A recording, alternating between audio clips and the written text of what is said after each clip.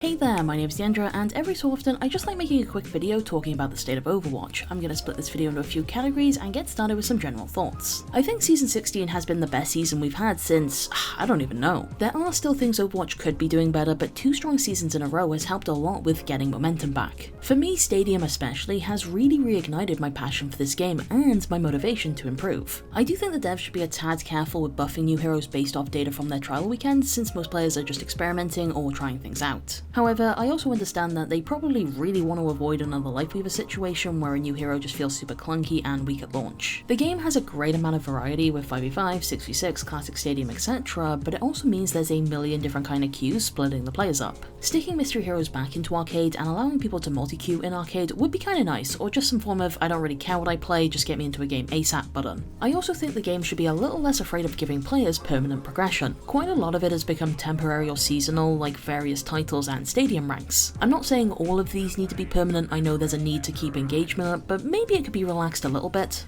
At the risk of turning my comments into a shit show, I actually appreciate them doing something for Pride Month with the short story, soldier skin, and emote. At the end of the day, it still falls under rainbow capitalism, but a lot of companies didn't even bother with that or the bare minimum this year, so it's nice they didn't take the easy way out by not doing anything. Oh, one other thing, I am begging for them to fix the bug where a round will end but the music and slowdown and stuff doesn't trigger until a second or so later. Moving on, I want to talk about Stadium, which as I've said before, I'm a huge fan of. I really like the MVP title challenge and think that was a great idea. I know a small handful of people thought that Stadium was a direct response to Marvel Rivals, but the devs said that they've been working on it for a few years now. The only thing I would believe is due to Marvel Rivals is the third person, which I could really just go either way on. Like if a dev said, oh yeah, third person was always planned because we wanted to do something different and let people see their skins, I'd be like, sure, fair enough. But also if a dev said, well, originally it was going to be first person, but then we saw people react well to Marvel Rivals, I would also be like, yeah, sure, fair enough. I will say my enjoyment of this mode was lowered slightly when Freya was introduced. And I feel a bit silly because when this season launched, I was such a big advocator for her being added. At the time, I felt like her release was overshadowed by Stadium and that it was a mistake in terms of hype generation not to include her from the get-go. Past me did not know how good they had it. Even with the nerfs, I find a good Freya still frustrating due to the combination of movement, high burst, high uptime, and so on. Also, a few of her stadium builds revolve around her ultimate or mini versions of her ultimate, and that shit just has so much visual clutter, man. Like there's fucking bolts in my screen, I'm getting thrown about everywhere, it's just so much.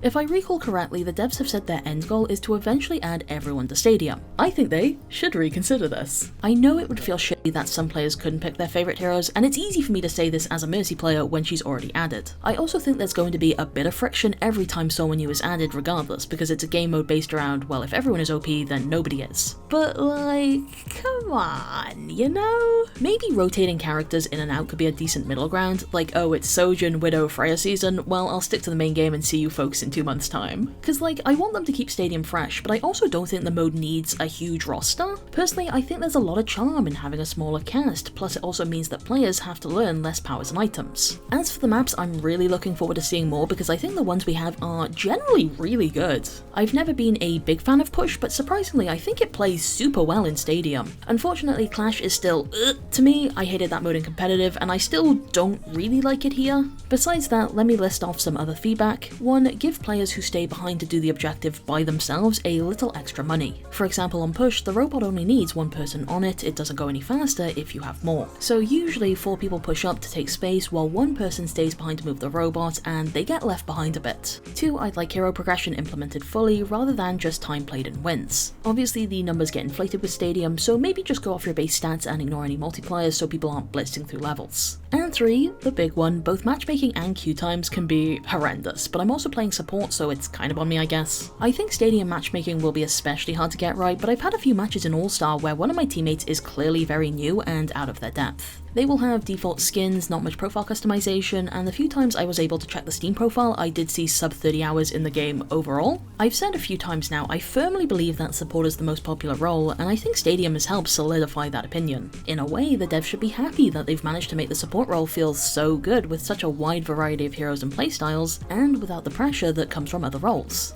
I really hope to see the other two roles get priority love and some of the more popular characters like Winston, who I'm super excited for. I know they've said they're going to add an unranked version of Stadium, and I'm super mixed on this. On one hand, it splits the queues even further, which could straight up just kill ranked. But if a good portion of those that make the switch are more casual support players, then maybe it actually helps by evening out the role distribution. Because my Stadium queues are so long, I'm very hesitant to experiment with builds, so I'm looking forward to trying some silly Mercy ability power builds in a more casual environment. Plus, there's the whole crossplay thing as well. Ultimately for me, whether unranked Stadium is a good thing entirely depends on how it affects the queue times, and I will admit a small part of me is worried about it. Moving on, I want to talk about Overwatch's current perception and Marvel Rivals. Things actually seem to be getting more positive. I think the spotlight in February really marked the beginning of things being turned around, which worries me slightly because whenever Overwatch starts to pick up good faith momentum, you know there's a good chance of something fucking it up 6 months from now. IGN did this article a while back, and the writer actually emailed me saying, "Oh, I watched your State of Overwatch video from a few months back, can you answer a few questions about how things have changed?" One thing I mentioned is that things were looking pretty bleak during December/January because you had Marvel Rivals dominating while Overwatch was not really doing anything. A lot of people wanted Overwatch to immediately fight back, myself included, but waiting does seem to have been the play. That December period was so rough though. As a purely Overwatch creator, I was getting so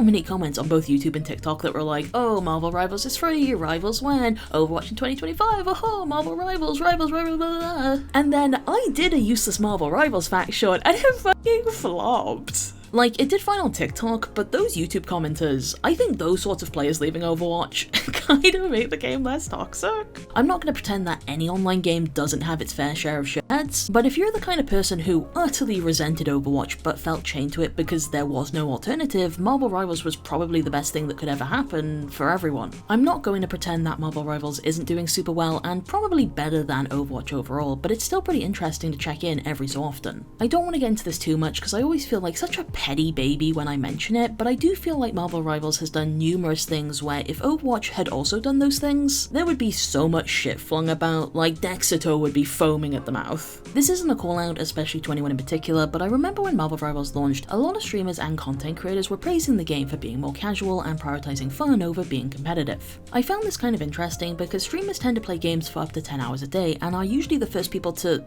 well, complain when something isn't balanced, because they notice it faster, right? Then a month or two ago, I saw a clip going around Twitter of one of the blonde women getting picked off instantly from behind titled like, "What do I even do here?" And the comments were full of people busting out mini VOD reviews, and they probably weren't wrong. I'm sure that player could have done various things to stay alive. But hasn't this game been advertised as fun and casual? Are these not the type of players that the game wants as the majority? Anyway, the point I'm trying to get to is that Overwatch balancing is not perfect. In fact, a lot of the time it's kind of messy. But I do think after observing Rivals from the outside, I am happy with their aim of being a more competitive game. Another thing that I mentioned to IGN is that currently Overwatch feels like one really well-made PvP game rather than the huge franchise it has the potential to be. So like, the game itself feels great, and the devs genuinely deserve credit for how they've wrangled things back, but I also feel like no matter what they do, it will never have the reach that other forms of media can hit. One very cool thing that Marvel Rivals can do is tie their new skins into movie releases to generate hype for both. I know a lot of people want the old cinematics back, but I don't know how realistic that even is at this point. Personally, I would be absolutely content with lower budget stuff if it actually moved the story along in meaningful ways. And lastly, let's talk skins and cosmetics. This season's theming was very strong, very cute. I loved the Doki Watch stuff, and the Mercy mythic weapon is so over the top and garish that it loops back around to being one of my favourites. I was also super pleased with the 8-bit video gamey kind of skins we saw in the season 17 trailer. I think those look fantastic. This season I was very mildly worried that cute skins were going to become oversaturated fairly fast. For a few months it felt like we were getting nothing but robots and mythology, which I got a bit sick of, and then I started worrying we'd go too far in the opposite direction and burn out on cutesy stuff instead. The Juno mythic was absolutely gorgeous, one of the best they've ever done. However, I still don't like that mythic skins now get fancier as you level them up.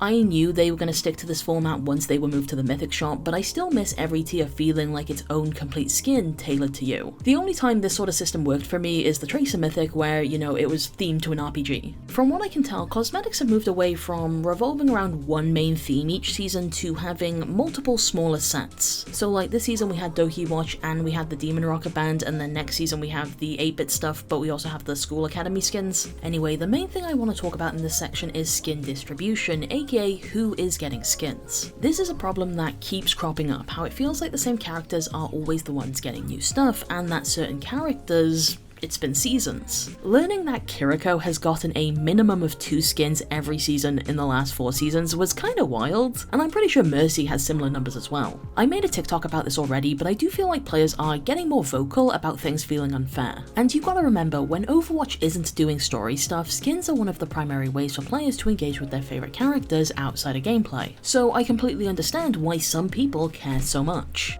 Also, side note, I really like the Overwatch comic. I think that was a fantastic little addition to the season. One thing I mentioned in my TikTok is that I think collabs like the Street Fighter one are a good compromise. So you'll have your government mandated Kiriko and Juno skins, but it's big enough to include some wildcards as well. I still stand by that opinion, because I just don't think it's realistic to expect Blizz not to milk their cash cows. But I did say that before I saw the price of the bundle, and I also feel like some of the skins had slight corners cut. For example, this legendary Guile Soldier skin looks super good, but his body is a recolor of his base Overwatch 2 design. I'm also really disappointed that collabs have stopped giving away a free skin, especially when they are as big as this one. This is pretty minor and feels kinda weird to complain about, but I think the in-game shop has been a little lackluster in the last season or two. It used to update essentially once a week, but now it's more about big bundles that stick around for multiple weeks, like the 2 collabs we had. Again, I feel kinda weird because I'm basically saying, oh, why aren't Blizzard trying to sell me shit more often? But I wonder if this might be contributing to the feeling of characters getting left out of skins, because there's less opportunities for them to get one. Truthfully, I'm not sure how much faith I have in things changing until these skins stop selling as much, and they have to be selling enough that Blizzard don't feel the need to address this same criticism that is cropping up every season and with every collab.